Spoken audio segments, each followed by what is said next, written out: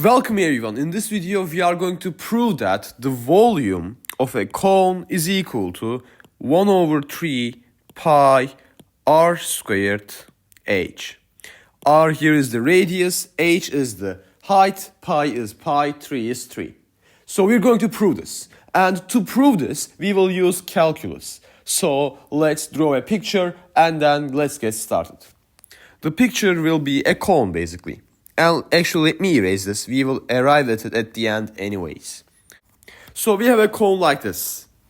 Now, its radius is going to be capital R and its height is going to be h. So, as I said, we will use calculus to find the formula for the volume. What should the best approach be?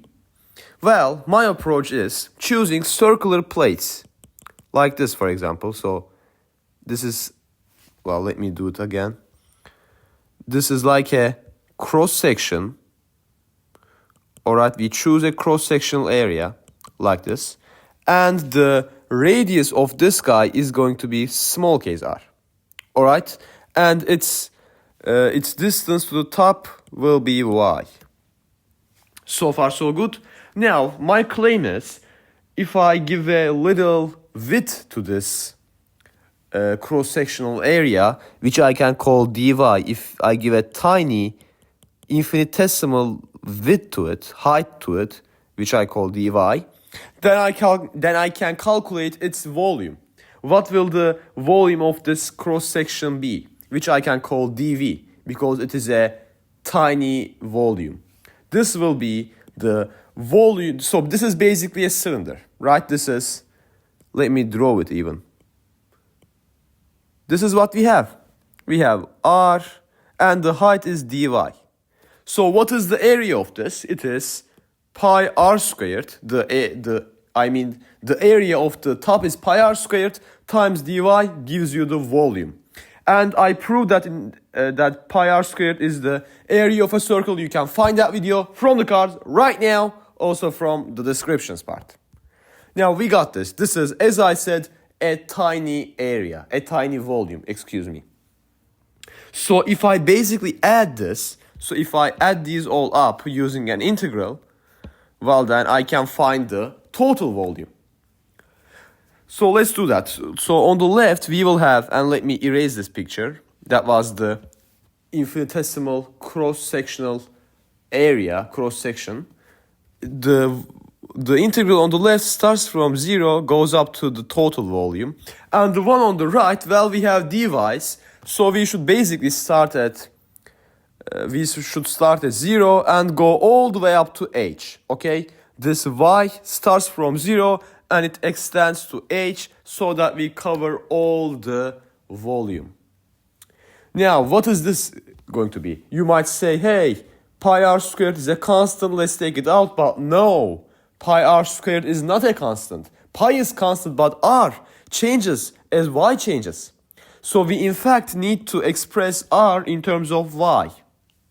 Because we have dy, but the integrand is r.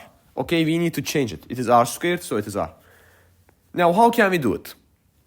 Let me draw a triangle that will help a lot. The triangle is like this. We have, let me first draw it and now label it. So this is going to be r, the radius of the cone.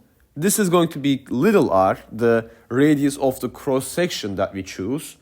This is y, so this distance is y. And the total height will be h. Alright? This is basically this triangle.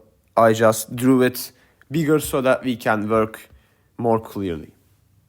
Now, using this, if I focus on this angle, and if I write its tangent, what will it be? It will be opposite divided by adjacent. So from this triangle, it is r divided by y.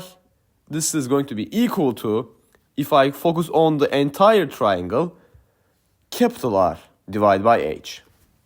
Now, if I solve this for r, I get r is equal to y times capital R divided by h. If I square both sides, r squared, y squared, r squared, h squared. Alright? Now, this is incredibly useful because I can take this r squared and substitute it here. Let's do that.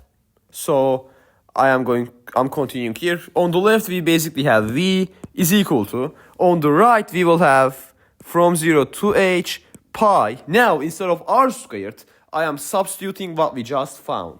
That is y squared, capital R squared, divided by h squared, dy. Cool. Now, in fact, we have some constants which we can take out of the integral. We will have the boundaries as usual. And let me give enough space to ourselves. We have pi, it is of course a constant.